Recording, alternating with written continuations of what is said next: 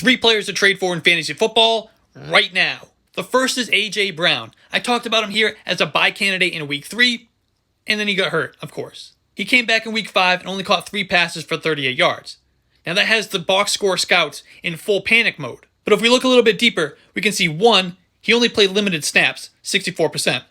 And 2, he still commanded 27% of the targets. The reason I liked him as a buy in week 3 was because he was seeing those targets. And he finished week 2 top 5 in air yards. Plus, we know how good he is already anyway.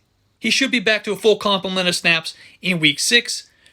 Go buy him now. The next is James Robinson. The Jaguars are gross enough to make it possible to go get Robinson at a reasonable price. And they're still using him as a bell cow.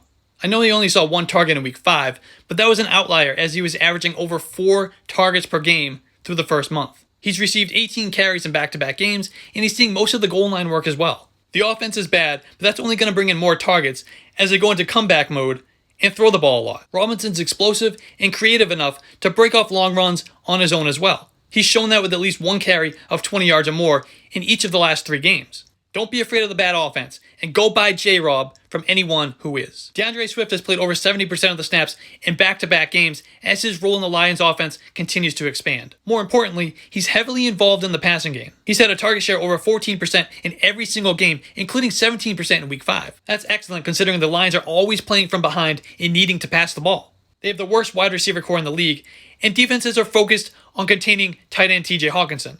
That really leaves Jared Goff with no choice but to check it down to his running backs. And because of this, Swift has top 3 upside every single week.